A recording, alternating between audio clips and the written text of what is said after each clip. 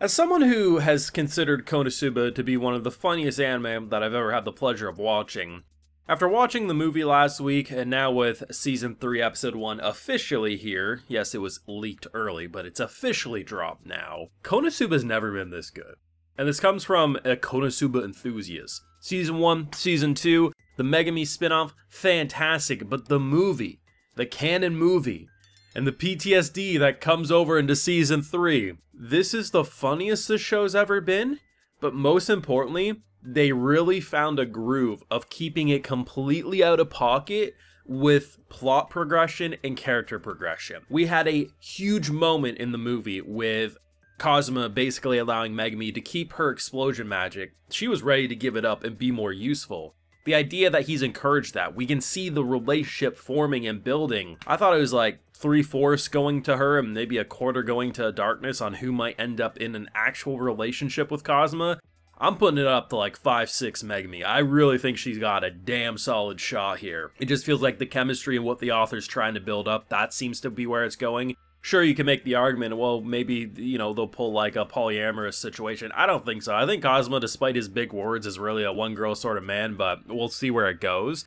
We have such a great ending with, you know, the princess summoning our boy and obviously Darkness pretty much shitting bricks here. But the fact that I really found that the movie just being peak, the best Konosuba's been, that was my opinion of the film. The fact that that same level of writing is just immediately carrying in, yes, I realize the movie adapted a canon light novel, but it doesn't change the fact that Konosuba's done a lot of different style of arcs.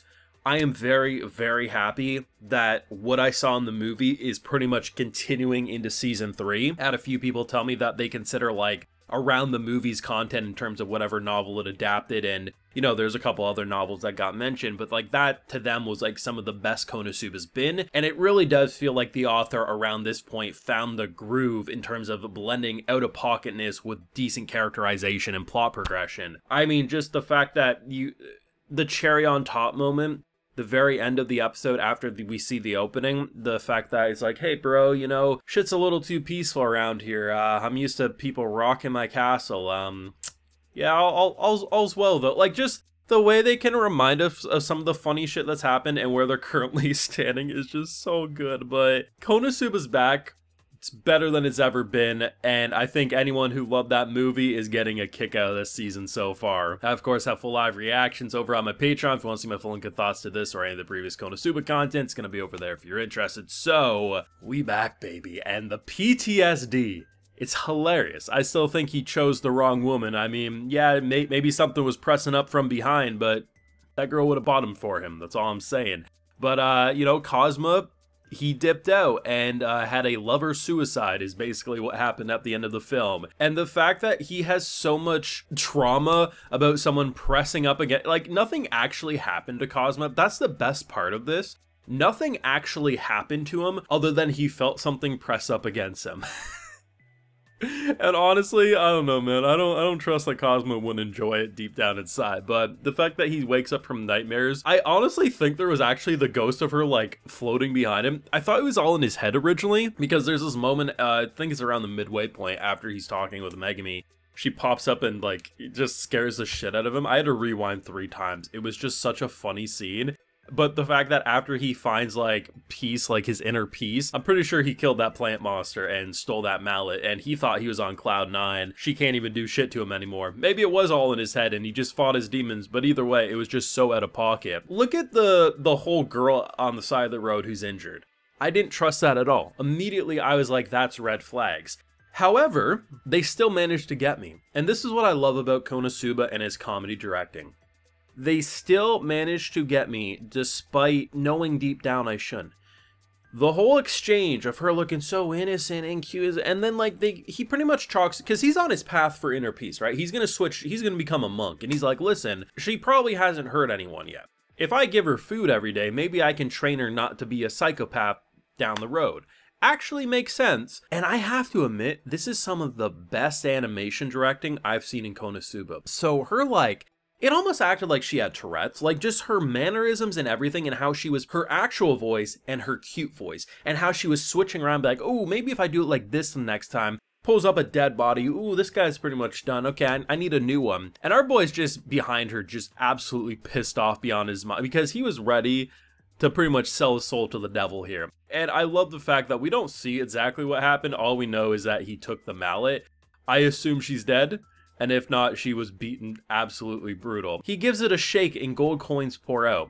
He really should have, like, used that thing repeatedly for like an hour straight and just got a large bag of gold before putting it in his bag, because this man trusts fate far more than I would for how much he's been screwed around from minute one when he met Aqua and everything that happened after. But honestly, I like the fact that things linger for these characters. Cosmo, you know, the whole thing with the movie in terms of that arc was his popular era, and like the fact that he's questioning life and where he's actually standing. He's like, how did I start off with Union wanting to have my kids to being almost losing my innocence to a bunch of horde of orcs? Like, what is life? Baby, don't hurt me. Don't hurt me no more. Like, that's his mantra right now. Like, I absolutely love what they've done, but I like how they're actually keeping progression going. The Megami stuff is huge. The end of the movie is huge. Objectively, yes.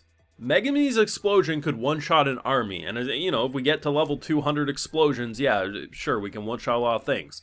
But there's more useful magics.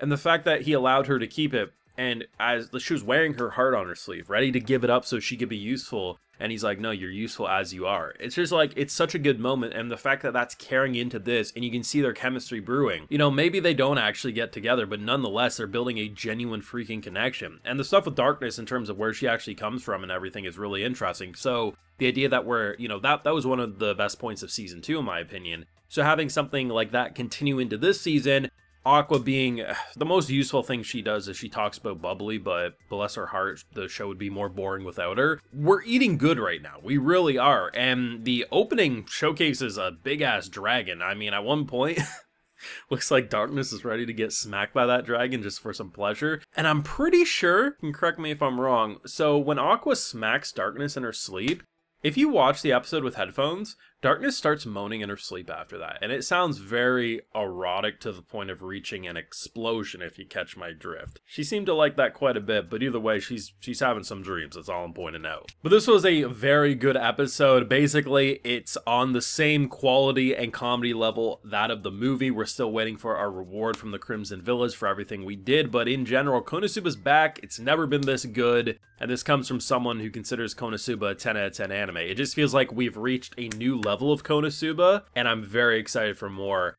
Thoughts and feelings yourself down below. How excited are you for episode 2? Let me know down below. Leave a like if you enjoyed, subscribe if you're new around here, of course, ring that bell, and like I mentioned, we have those full live reactions over on my Patreon, and hey, while you're over there, I'll also give you a video shout out. So today we got Red Eye, Isaac Slightling, Cuso, Sebastian Price, Himi Meow Toga, and Misto Dreamer. So I appreciate the support, everyone. Please take care and have a good one.